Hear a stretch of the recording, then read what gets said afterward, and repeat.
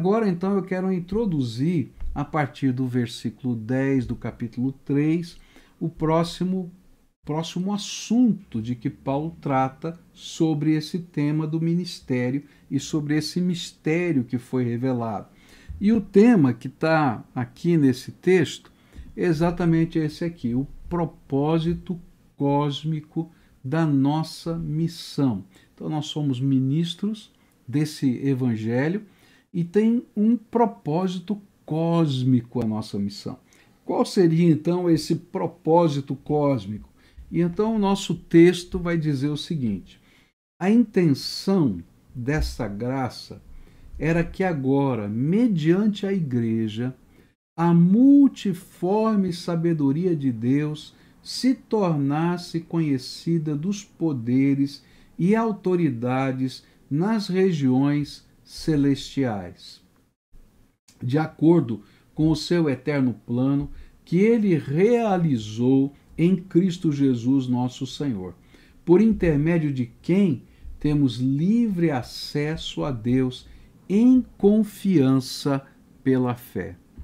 Se o nosso ministério ajuda pessoas a conhecerem as insondáveis riquezas de Cristo, o nosso viver em comunhão, em comunidade, igreja, a nossa unidade no Espírito Santo e a presença do Senhor Jesus entre nós, porque ele prometeu que quando 2 ou 3 pessoas estivessem reunidas debaixo da autoridade do seu nome, nós estaríamos como igreja sendo o templo do Espírito Santo. Tudo isso tem um propósito cósmico, tem uma intenção divina aqui nesse propósito cósmico. Qual seria a intenção então do Senhor? A intenção era revelar, segundo esse texto que a gente acabou de ler, aos principados e potestades, ou seja, aos anjos e aos demônios, a sabedoria de um Deus tremendo, que de uma maneira tão variada, essa multiforme sabedoria de Deus, que nunca antes fora conhecida. O que ele está dizendo? É assim, olha, os anjos e os demônios não entendiam como Deus podia salvar o ser humano. E agora nós, salvos e sendo igreja de Jesus, vivendo a transformação pelo poder do Espírito, sendo a habitação do Espírito Santo, revelamos a todas essas entidades espirituais, anjos e demônios, que o Senhor Deus é poderoso e sábio, tá? E isso vai revelar também para eles o que foi o meio que Deus usou para a nossa salvação. O meio de Deus nos salvar e nos fazer povo, colocar os seus dons, manifestar o seu poder no meio da sua comunidade, transformar, perdoar os pecados, revela a solução para um problema que era insolúvel aos olhos dos anjos e dos demônios. Como Deus, sendo santo, poderia salvar um homem pecador?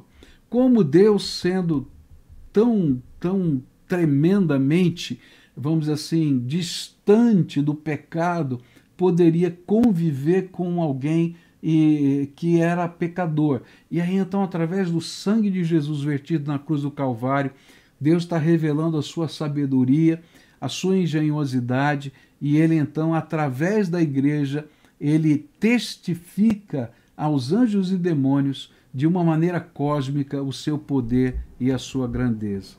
Então, como igreja, esse nosso livre acesso dado por Deus a nós, como igreja, para estarmos na presença de Deus, para entendermos os propósitos de Deus, para desfrutarmos o poder de Deus, revelou essa multicolorida, essa multifacetada sabedoria de Deus. Por isso, viver em comunhão no poder do Espírito Santo glorifica a Deus, lá nas regiões celestiais. E aqui a gente vai aprender uma coisa interessante. Por isso é tão importante ser igreja, fazer parte da igreja.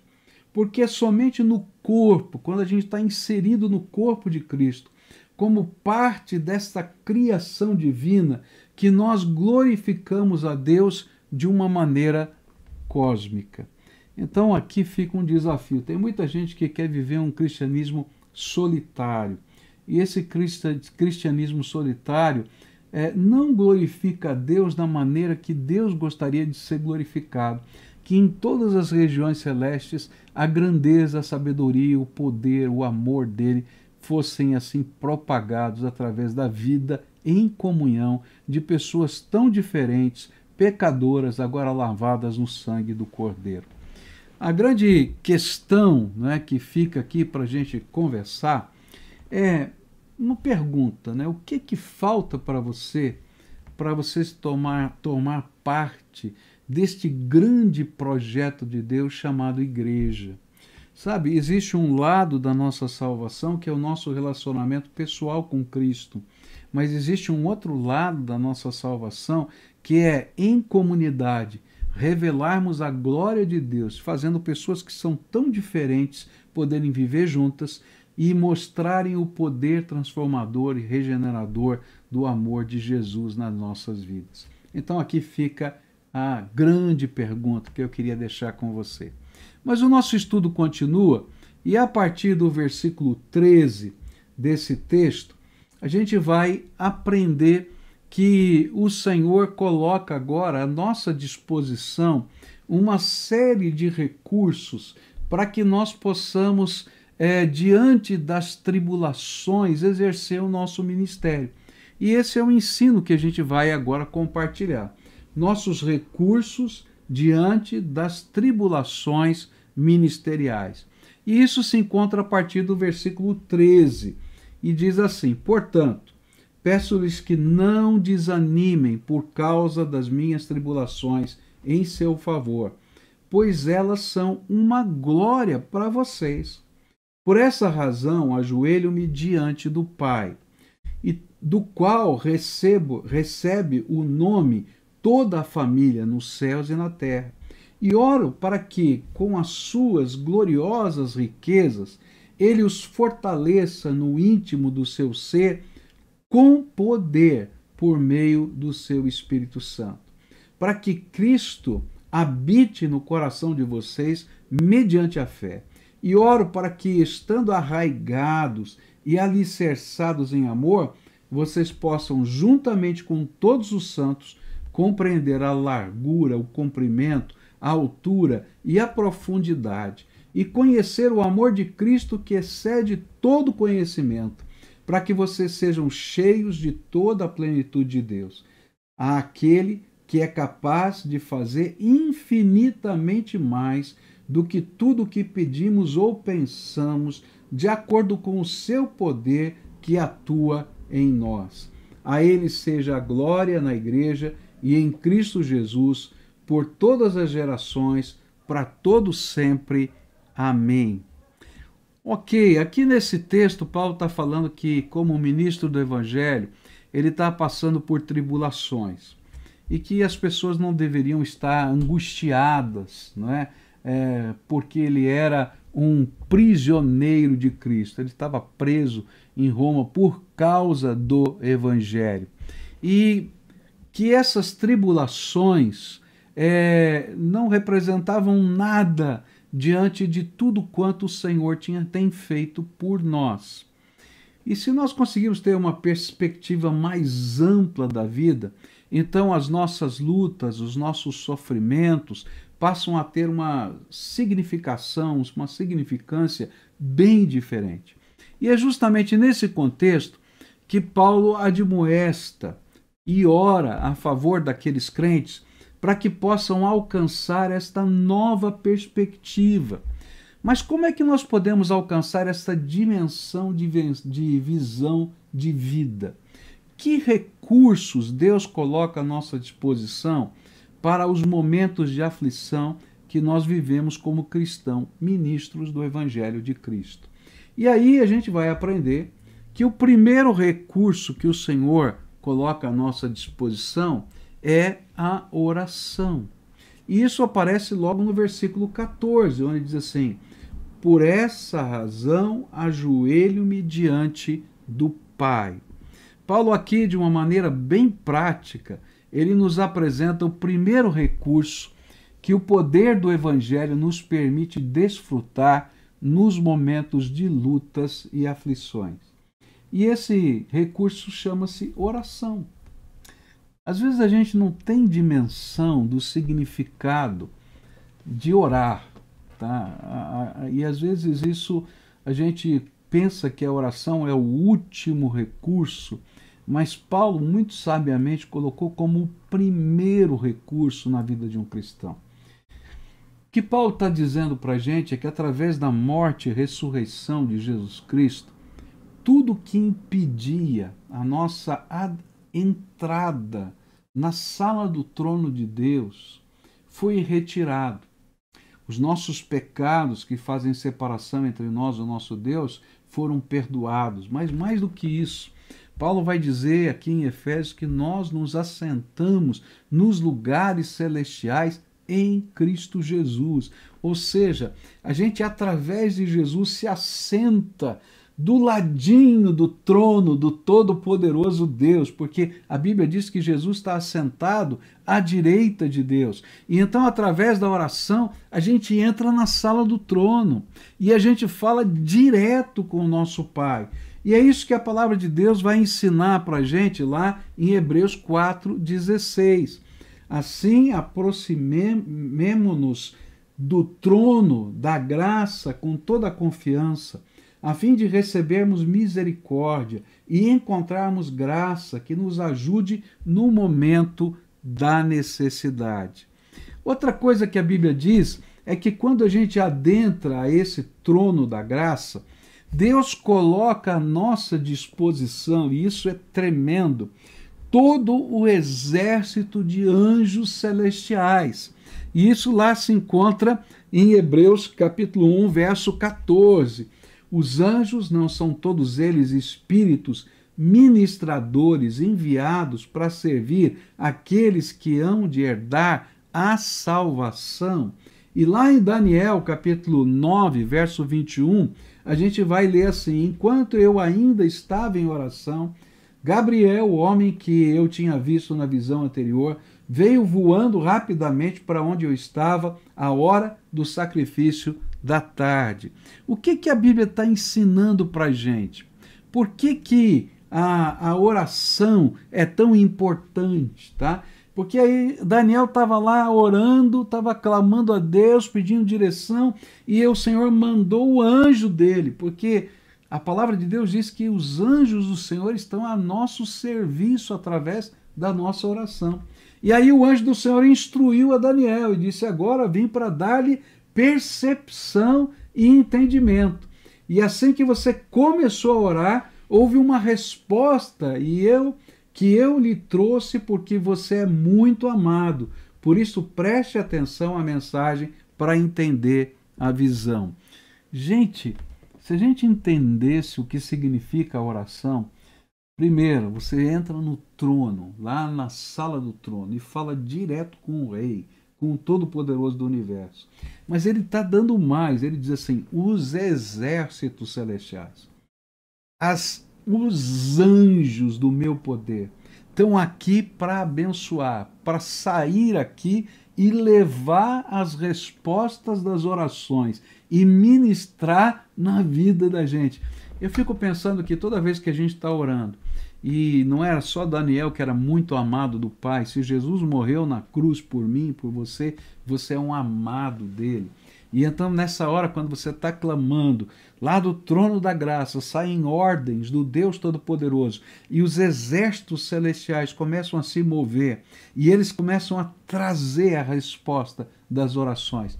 E ir onde não podemos ir, fazer o que não podemos fazer, atuar onde não podemos atuar. Por isso Paulo está dizendo assim: olha que recurso tremendo, eu vou pôr-me de joelhos aqui, ainda que eu seja um prisioneiro de Cristo, eu vou orar, não apenas pela minha situação, mas a favor de vocês. E aí a Bíblia vai dizer que enquanto nós estamos orando, o poder de Deus se move em nosso socorro. E isso vai aparecer lá no livro do Apocalipse, capítulo 8, versículos 3 a 5, onde a Bíblia diz assim: outro anjo que trazia um incensário de ouro, aproximou-se e se colocou em pé junto ao altar. E a ele foi dado muito incenso para oferecer com as orações de todos os santos sobre o altar de ouro diante do trono. E da mão do anjo subiu diante de Deus a fumaça do incenso com as orações dos santos. E então o anjo pegou o incensário, encheu-o com o fogo do altar e lançou-o sobre a terra. E houve trovões, vozes, relâmpagos e um terremoto. Aqui a palavra de Deus está dando uma ilustração visual. As nossas orações chegam no trono da graça de Deus como se fosse um incenso, um perfume que enche aquele lugar.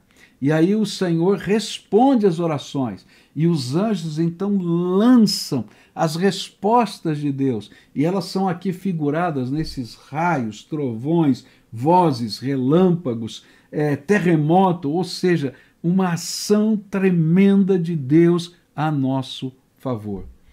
Então, a primeira coisa que a gente faz quando a gente está vivendo tribulação na nossa vida, como ministros, como servos de Jesus, é buscar a Deus em oração, é dobrar o joelho.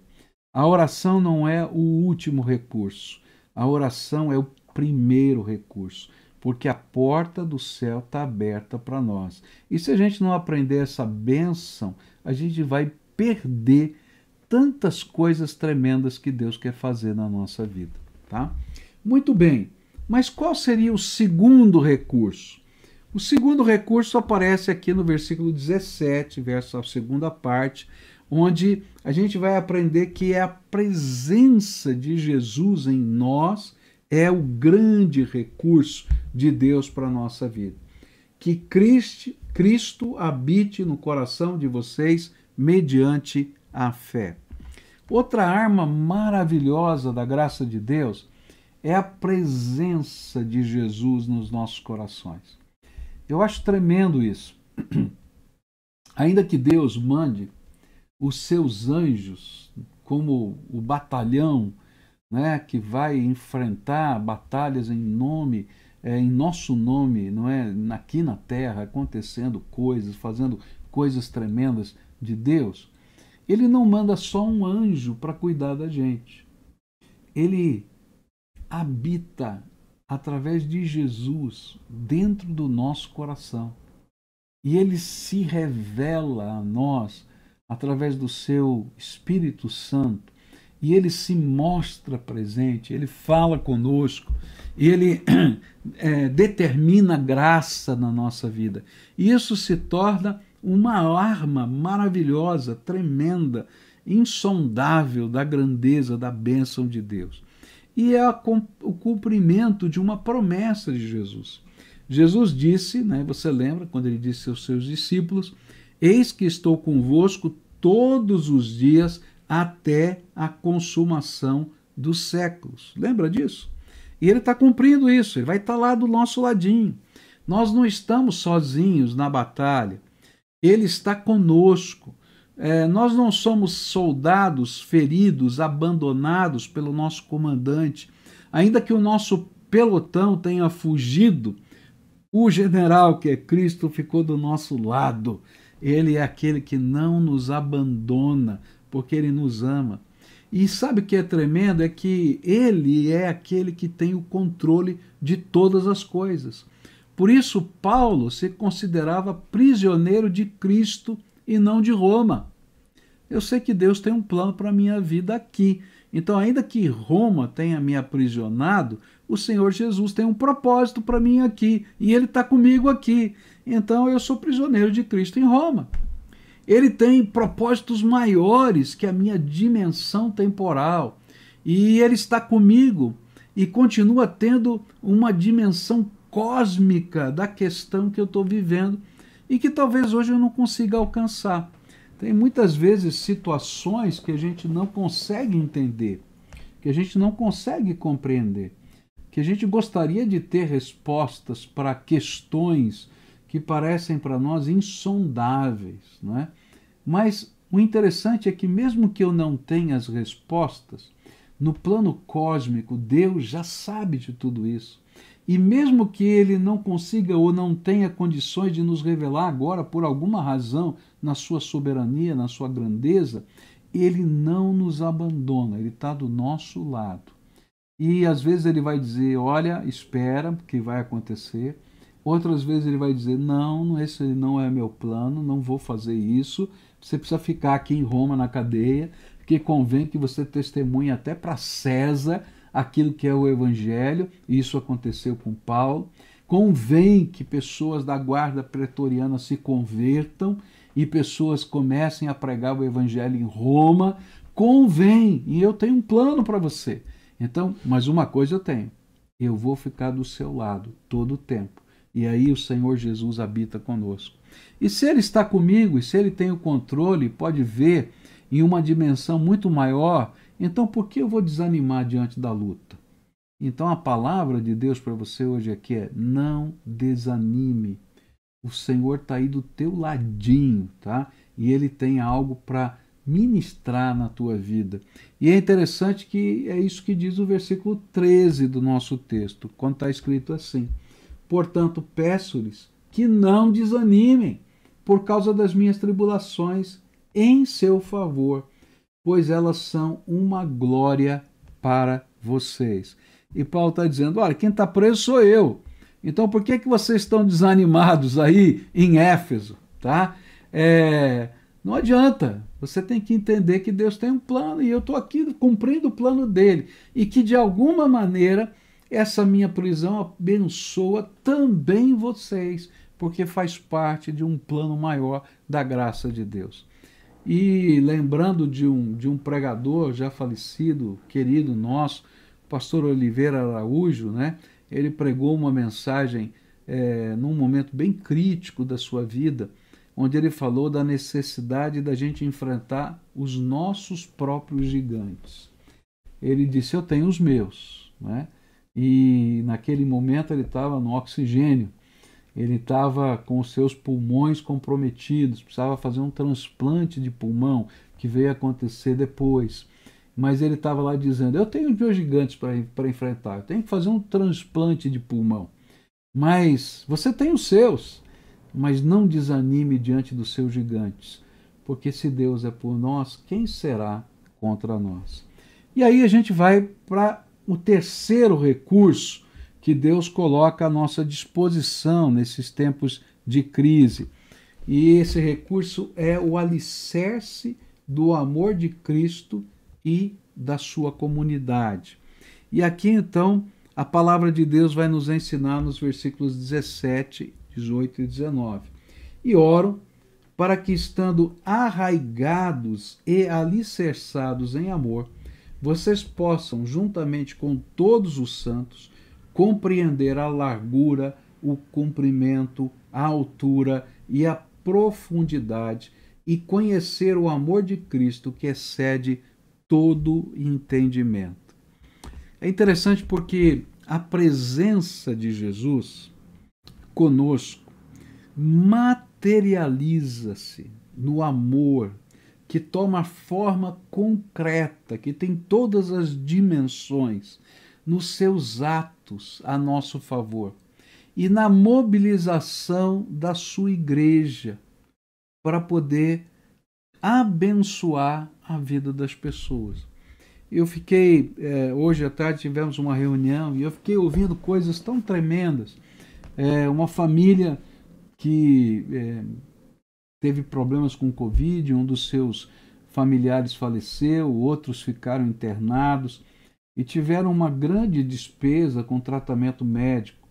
E aí então, nesse tempo de sofrimento, de luta, de dor, Jesus mostrou a sua presença, fazendo com que o grupo de células, dos células que eles frequentassem, levantassem uma oferta que cobriu toda a despesa médica e ainda deu algum recurso para eles retomarem a vida.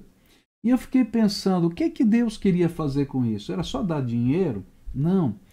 O Senhor estava mostrando que o amor dele tem forma concreta. Jesus se revela, está lá do nosso lado, a gente pode sentir a presença dele, mas às vezes no meio da luta, do sofrimento, da angústia, a gente começa a dizer, mas Senhor, será que o Senhor está aqui mesmo? Será que o Senhor está vendo a minha dor? E de repente vem um movimento que não é normal, que não é natural, de pessoas que não são do nosso sangue, e vão lá e nos abençoam de uma maneira que nos constrange. E essa era a palavra que eu ouvi, o valor foi dado, e aí a pessoa disse, mas é mais do que eu gastei, eu não quero lucrar com isso. Falei, não, não é lucro, isso aqui é carinho, é uma maneira de investir na sua vida e dizer que você não está sozinho, que nós fazemos parte dessa batalha. E o amor, então, tem dimensões. E ele começa a tomar forma. Tem largura, tem comprimento, tem altura, tem profundidade. E ele começa a envolver a nossa vida. E eu fico pensando nisso, que coisa tremenda. O amor de Jesus não é etéreo, ele é concreto. Ele pode ser percebido, sentido no coração, mas se você olhar na sua vida, você vai ver os movimentos da graça de Deus através da sua igreja alcançando a sua vida. E ele vai além da nossa capacidade de compreender os seus caminhos e propósitos. Todavia, continua sendo uma revelação constante de um favor que eu não mereço, de uma graça do Deus Todo-Poderoso. Então, se tem uma coisa que a gente pode ter no meio da tribulação, é certeza de que Deus nos ama, de que Jesus nos ama, e de que seu Espírito Santo nos ama, e que eles estão agindo a nosso favor, aqui e agora. E aí a gente vai para o próximo, não é? O próximo recurso que Deus coloca à nossa disposição. E esse recurso é o poder do Espírito Santo de Deus agindo na nossa vida. E isso vai aparecer no versículo 16, onde está assim: oro para que com as suas gloriosas riquezas ele os fortaleça no íntimo do seu ser, com poder por meio do seu Espírito Santo. E aqui eu fico pensando que coisa tremenda, não é? É como se Jesus estivesse conversando conosco agora, está dizendo, filho, eu estou vendo que você está sofrendo, mas eu quero lembrar para você que eu abri a porta da sala do trono para você. Entra aqui, fala comigo. E aí na hora que a gente está lá, naquela angústia, diz, olha, peraí, estou mandando os anjos agora fazerem algumas coisas a seu favor. E começa um movimento do Espírito de Deus, os anjos se movimentando, tocando o coração de pessoas, chegando a lugares que você não pode chegar. E diz, mas olha, não para aí não, hein? Eu vou estar do lado aí. Aí ele se revela, ele fala com você. E na hora que você começa a ter dúvidas, tá? Ele diz assim, ok, então deixa eu mostrar algumas coisas. Aí o amor de Deus se torna concreto, coisas acontecem. A gente diz, como é que pode ser isso? É milagre de Deus, é graça de Deus, é favor de Deus, mesmo quando eu não estou entendendo as coisas. Mas ele diz, ainda sei que você não está bem. O teu coraçãozinho aí está machucado. Então eu vou te dar mais uma bênção. E ele pega então das gloriosas riquezas que estão lá no céu, e ele dá para o Espírito Santo. E o Espírito Santo vem com as riquezas de Deus. São bênçãos, são graças, são o fluir do Espírito. E ele vem, e o Espírito Santo agora vem com o poder dele lá no íntimo do nosso ser interior, que está fraquinho, está quebrado. E ele vai lá e renova as nossas forças, porque o poder do Espírito Santo vai trabalhando na nossa vida. Eu me lembro que um dia a gente estava conversando, eu e Cleusa, e ela falou, a gente estava falando dos armários do céu, onde Deus guarda coisas para nós, né? E ela disse, o meu armário eu quero que fique vazio, porque eu não quero deixar lá nada do que Deus preparou para mim. E aí, quando a gente está, às vezes, nos dias de sofrimento, o Senhor entra, abre a porta daquele armário e ele começa a pegar coisas da sua graça e o Espírito Santo vem e ministra. E quando ele está ministrando lá no íntimo do nosso coração, nós somos fortalecidos. E a gente não sabe explicar o que está acontecendo, porque às vezes as circunstâncias não mudaram. mas ele está lá e o nosso íntimo, o nosso ser interior está sendo fortalecido. Ele não mandou só anjos, ele veio através do seu Filho e ele veio através do Espírito Santo trabalhar na nossa vida. E esse poder começa a se revelar em nós, primeiro na paz, que excede todo o entendimento. Depois ela se revela numa ousadia de fé, como a de Abacuque, né, que diz, olha, ainda que a oliveira minta, ainda que não haja frutos, né, na videira, ainda que não haja vacas no curral, ovelhas no pasto, eu ainda te louvarei. Vem alguma coisa nova que fortalece a nossa vida. E acompanhando isso vem sinais de Deus. Que Deus está falando, que Deus está tocando, que Deus está se revelando. Foi interessante, essa semana eu estava orando, é daquelas coisas, né, que a gente vai e fala, Senhor, olha, eu tenho ouvido a tua voz, eu tenho buscado a tua face, eu tenho entendido coisas do Senhor, mas hoje eu não estou bem. Eu precisava de uma coisinha especial. Eu precisava que uma palavra do Senhor me fosse dada por alguém, que alguém me desse essa palavra. E eu terminei de orar e fui olhar os meus e-mails. E aí quando eu abri um e-mail, estava lá um e-mail de um irmão que já tinha escrito há 2 dias. Só que eu não tinha lido. E aí quando eu li aquele e-mail, era exatamente, ele falou, olha, Deus falou comigo, queria te dar as palavras que ele te deu, leia esse texto, esse texto, esse texto, esse texto. Eu comecei a ler, e aqueles textos eram textos que Deus já tinha falado ao meu coração, só que agora ele falava através de uma outra pessoa, a mesma coisa que ele falava. E eu disse, Senhor, que tremendo é o Senhor, porque tu já sabias que eu ia orar assim, e para que eu não ficasse em angústia e esperasse, o Senhor já mandou essa mensagem 2 dias atrás. Olha que coisa tremenda é o nosso Deus. Essa ação do Espírito Santo, Deus está trabalhando na nossa vida. Próximo recurso que Deus vai nos dar, tá? E é aquilo que é chamado na Bíblia de a plenitude de Deus. E está no versículo 19. Para que vocês sejam cheios de toda a plenitude de Deus. Então, olha só que coisa tremenda. Ele falou que a gente pode entrar na sala do trono, que os anjos vão se mover, que Jesus está presente, que o Espírito Santo vai ser enviado para que a gente possa ser fortalecido no íntimo. Mas ele diz, e aí, e o Pai? E ele diz assim, não, na hora que você estiver no meio das tribulações, o Pai vai revelar a sua grandeza. Plenitude quer dizer isso, a sua grandeza. Esse Deus infinito vai revelar a sua grandeza. E a gente vai ser transbordado pela plenitude de Deus. Por quê? Porque Deus é infinito e eu sou finito. Né? Agostinho disse, falando sobre Deus e sobre a grandeza de Deus, e às vezes as dificuldades que a gente tem para compreendê-la, que o mar não cabe dentro de um balde.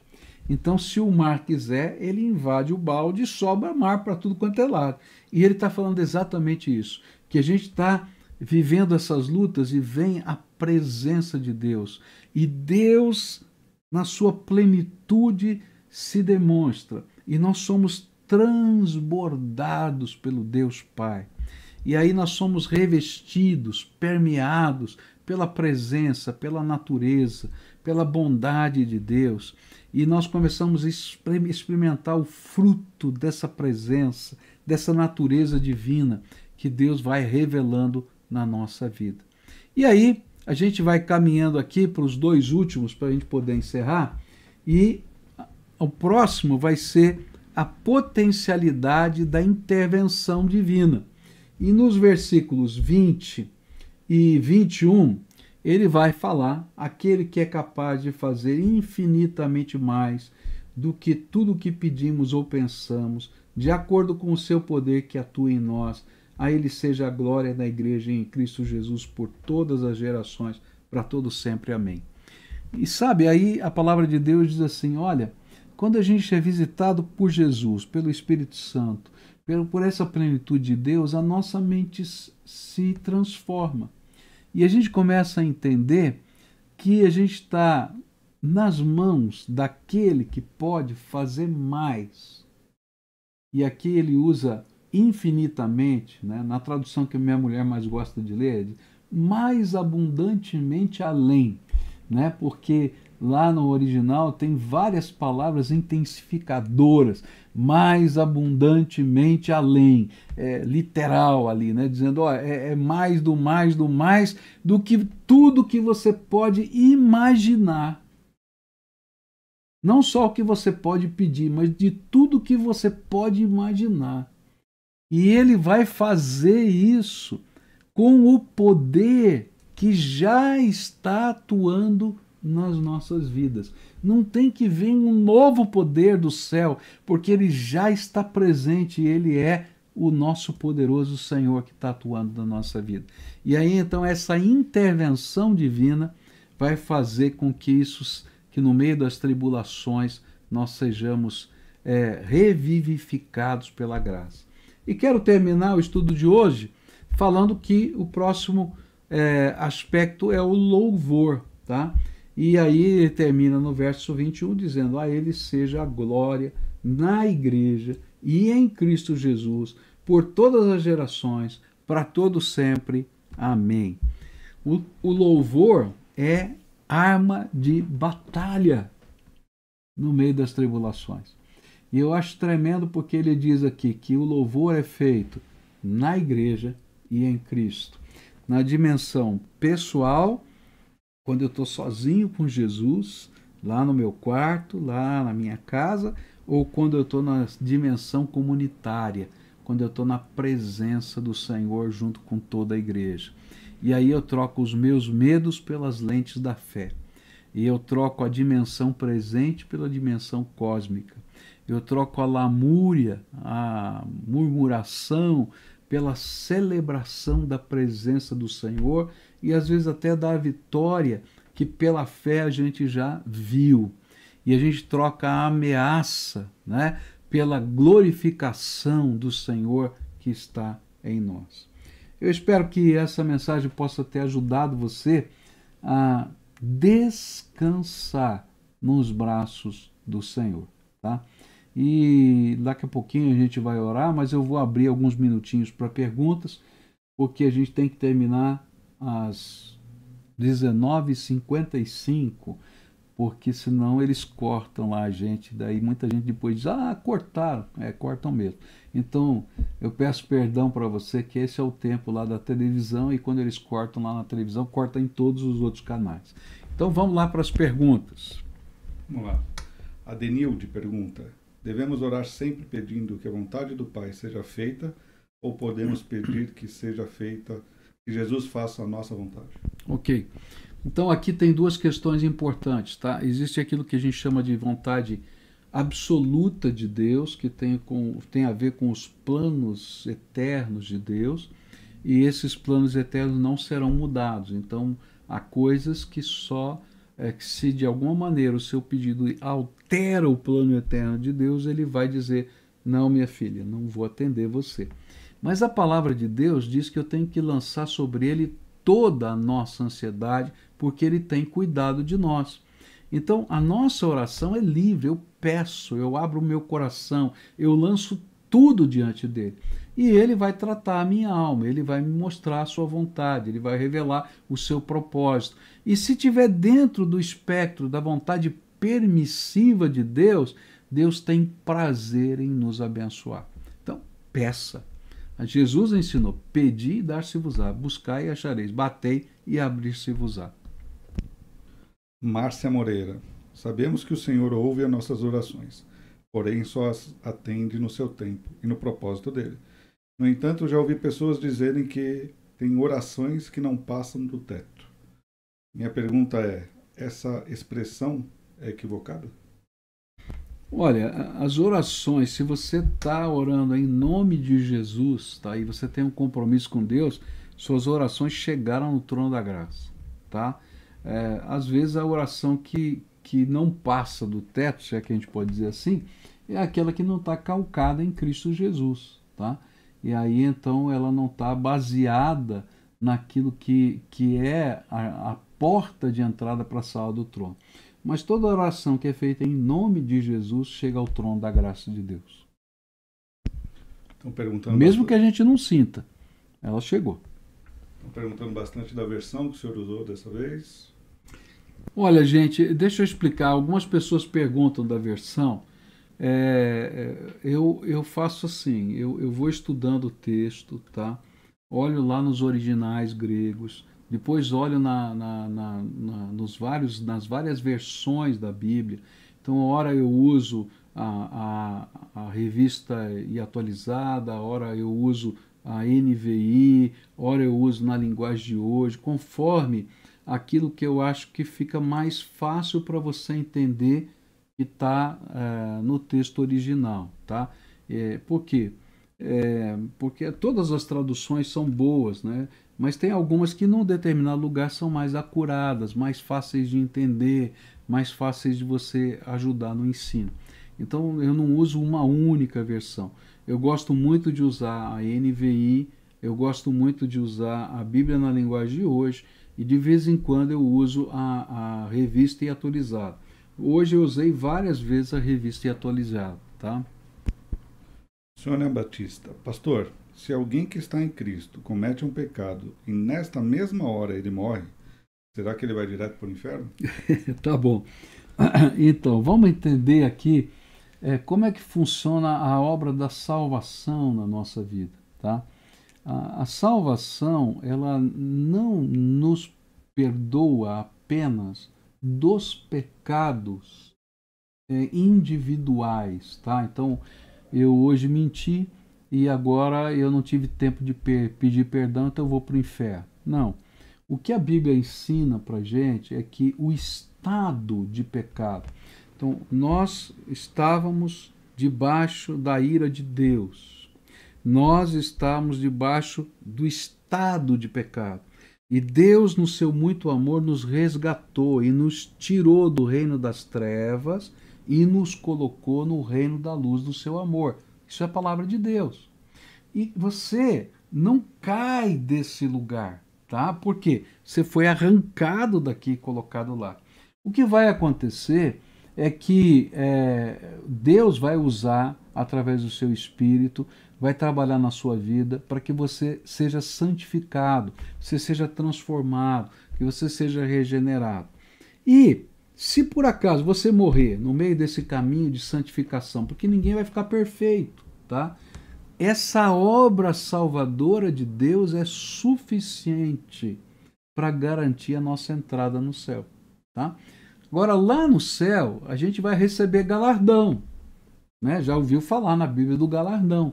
E ali, então, Deus vai exercer justiça, entregando mais para um, menos para o outro, segundo aquilo que nós praticamos à luz da vontade de Deus. Por isso que Paulo vai dizer que alguns entram no céu cheirando fumaça, né? Nus. Outros entram construindo uma casa de pedras preciosas e ouro. Por quê? Porque nessa dinâmica Deus está trabalhando. Mas a salvação é Deus nos tirando do reino das trevas, do poder de Satanás e nos colocando no reino do amor dele e da luz dele, tá? Essa é a última pergunta, senão daqui a pouquinho... Essa é simples. O Paulo está perguntando, por não entender algumas coisas e algumas situações, sair da PIB. Agora sirvo em outra igreja. Seria errado eu voltar? Olha, querido, uma coisa que eu acho assim, que é importante você saber, né? Primeiro, o lugar da gente no reino de Deus, não sou eu que escolho nem você, é Deus. Então, se naquele momento essa outra igreja foi uma bênção na sua vida, eu fico muito feliz, porque de alguma maneira Jesus abençoou a sua vida. Então não foi nem a igreja, nem o pastor, nem ninguém, mas o Senhor, de alguma maneira, tratou das suas dores, das suas feridas. Se em algum momento, tá, o Espírito Santo te revelar que o lugar que você deve estar é de volta na PIB, mas tem que ser uma coisa dele, tá, na sua vida, então venha, você é bem-vindo, porque a igreja não é de um pastor, de uma denominação, a igreja pertence a Jesus. Ele é o sumo pastor da igreja. E eu peço perdão, meu irmão, porque talvez, ou até com certeza, como igreja e como pastor, eu tenha falhado com você.